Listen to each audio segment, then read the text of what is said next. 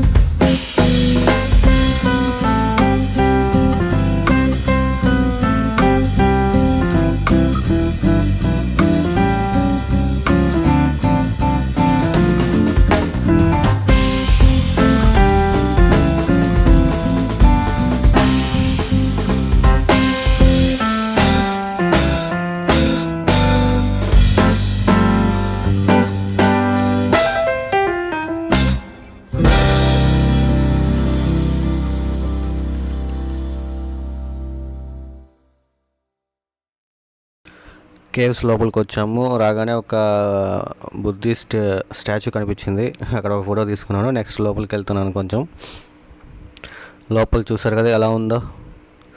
మొత్తం అంతా కొంచెం లైటింగ్ తక్కువే ఉంది, బట్ కానీ లోపల ఎలా ఉందంటే ఆ స్టోన్స్ అంతా లైమ్ స్టోన్, ఈ సున్నపు రాళ్ళు ఉంటాయి కదా, ఆ రాల్స్ లాగా ఉన్నాయి.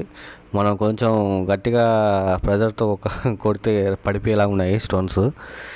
So it is very danger, but కానీ తప్పదు కదా, రిస్క్ చేసి చూడాలి కదా, చూడాల్సిన. ఇక్కడికి వచ్చే ముందు బయట వాళ్ళని అడిగితే దగ్గరే టెంపుల్ బ్యాక్ సైడ్ అని చెప్పారు. బట్ కానీ ఇది లోపలికి వెళ్తుంటే చాలా దూరం ఉంది.